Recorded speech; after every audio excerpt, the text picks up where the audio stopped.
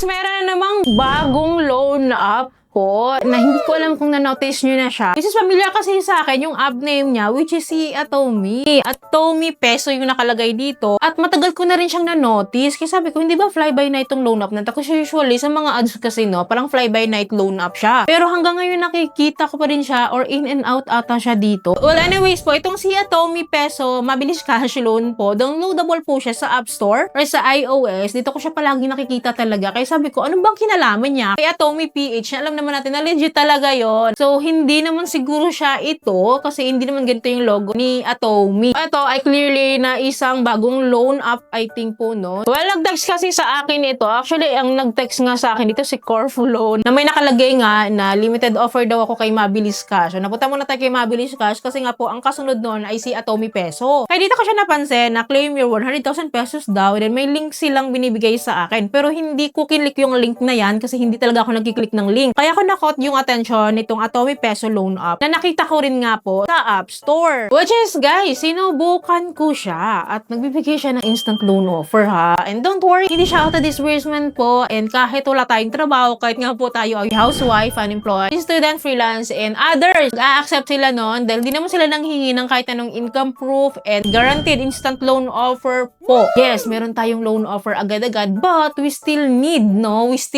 to undergo their application process. Meron kayong kailangan malaman sa application process para ma-offeran po kayo ng Atomi Peso. Well, anyways, before I start lang po, disclaimer ha, this video is not sponsored and clearly this is based on my personal experience po. Gusto ko siya i-share sa inyo guys kasi available siya sa public para mabigyan ko din kayo ng tamang expectation before trying this loan app. By the way, if you are new to my channel, nagre-review po tayo ng different online loan apps or loan services that we can download online, legit man or hindi, new man or existing. Sinisili ko po yan at sinusubukan ko po mismo. Nagbibigay po tayo ng legit tips, reviews, recommendation, what online loan apps or loan services to avoid. Kung gusto mo mga itong mga videos, you can consider subscribing at i-click mo yung bell button para lahat ng videos ko is updated and notified po kayo. Well, back to this new Atomi Peso loan app nga po. Nang sabi niya dito, siya daw po ay SEC registered. Ang tinignan ko bro sa SEC website kung ano yung SEC number po na ito kasi walang nakalagay kung anong lending company siya. Which is sinerch ko po at hindi ko po siya makita sa SEC website. That is because bago lang siya. I don't know why, but anyways, in-install ko po siya para sa inyo. Kaya if you are new, alam ko no, nandito ka para alamin mo tong bagong Atomi Peso loan app na ito. Huwag mo muna i-download, tingnan mo muna yung application process or yung loan details natin dito before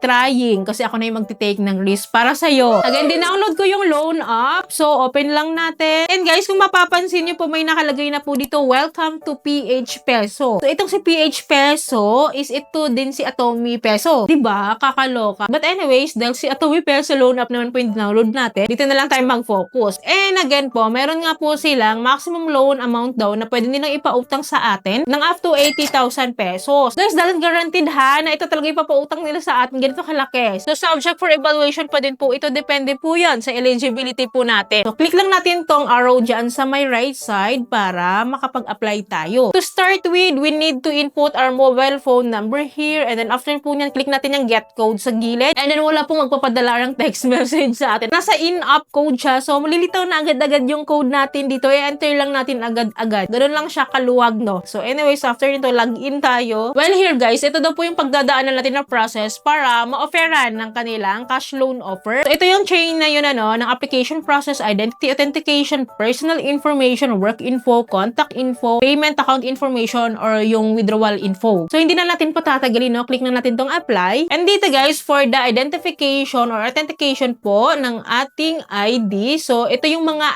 IDs po na nire-require nila. Hindi lahat tayo bibigay natin ha. So, isa lang po yung kailangan nila. Pili lang po tayo ng isa. And then, kapag nakapili na po tayo, right away, pipicturean po natin yan. And then, kapag napicturean po natin yan, mag-auto-capture po yung details natin dito. Ngayon, kung meron dyan hindi na fill upan po natin. So, after po nito is magsi-selfie verification po tayo dito, guys. And then, after po sa process na to, move on tayo sa next step, which is the personal information na na agad-agad. This includes our education, marital status, email, gender, address details, and home city. So, fill upan lang po natin yan ng sunod-sunod. And then, jump tayo sa next step, which is the work information. So, ito po yung mga nire-require nila, company details, income details. And guys, kung makikita nyo po dito, under ng profession po, ito po yung mga choices po. Sabi ko naman sa inyo, kahit po tayo ay unemployed, housewife man yan, or other job, wala tayong work. In short, wala tayong work or employed individuals po, no? Wala pong magiging problema. Isa lang po yung pipiliin natin dyan kasi kahit naman tayo ay unemployed, kailangan pa rin po natin mag-input ng ating company details, income details, and etc. Diba? Kahit anong piliin natin dito kasi hindi naman sila nanghihingi ng kahit anong supporting income documents dito. So, fill upan lang talaga natin to para makapag-proceed tayo sa next step. Well, next po pala nito is the emergency information or the emergency contact na. So, tatlo po yung hinihingi nila dito. So, either po na tayo ay magmamanually fill up, i-fill up natin yung contact details dito, or pwede rin po na mag-direct siya sa ating phone book list. Guys, kapag na-fill upan or na-provide natin po lahat yan, so next po tayo, which is the payment account information na po or the withdrawal information na po. Dalawa lang po yung channel of disbursement po nila dito. So, either e-wallet or bank account po. So, for me, I choose e-wallet po at ito po yung mga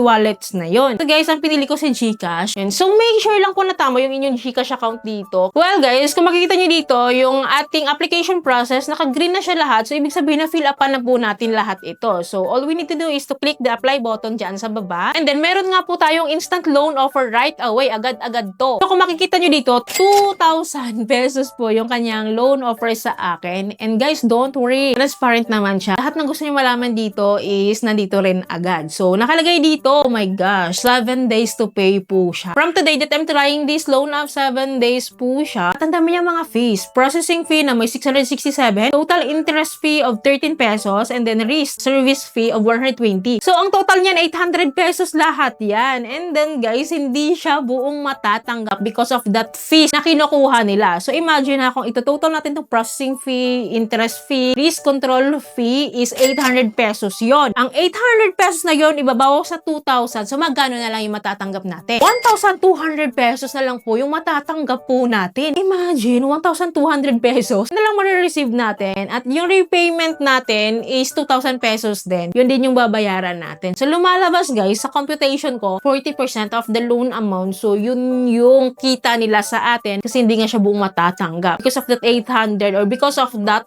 fees po na nire-require po nilang ibawas. Well, natanungin kita, willing ka pa rin ba na mangutang po kapag ganito po yung offer po sa atin or sa inyo? 60% of our loan amount, yun na lang yung ma-receive natin. And then, again, 7 days to pay lang po ito. For me, hindi ko siya ma-recommend or hindi ko siya bet, guys. Hindi siya nakakatulong. Sobrang laki ng interest rate. Okay lang naman sa akin, no, na magkaroon ng interest rate. Normal naman yun para kumita sila kasi pera nila ito eh. Pero yung ganito siya kataas and then 7 days to pay lang. Pero wala akong magagawa ha. Kung gusto nyo pa rin siyang itry, kayo naman yung nangangailangan kasi hindi naman ako. Pero at least na-share ko sa inyo yung buong application process. It's up to you kung gusto nyo mangutang dito. Pero pag-isipan nyo pong mabuti. Anyways, if ever may nakapag-try na dito kay Atomy Peso, paki-comment down below naman po yung experiences nyo. Para aware din po yung iba nating viewers. And anyways, the moment that I'm trying this loan app, available pa siya to download. Alam niyo naman na sa iOS or sa App Store, ang daming fly-by-night loan app dyan. So, possible mawawala siya if ever na-search nyo siya. Possible din na babalik din siya o nandiyan pa siya. So, you can check if ever. So, yun lamang po ayo po may natutunan kayo sa video. I hope po nakatulong tong video sa inyo. Kung nagustuhan niyo yung video, please don't forget to like, share, and subscribe. At i-click yung bell button para lahat ng videos ko is updated and notified po kayo. So, yun lamang po. Thank you po for watching this video. See you on my next video. Bye!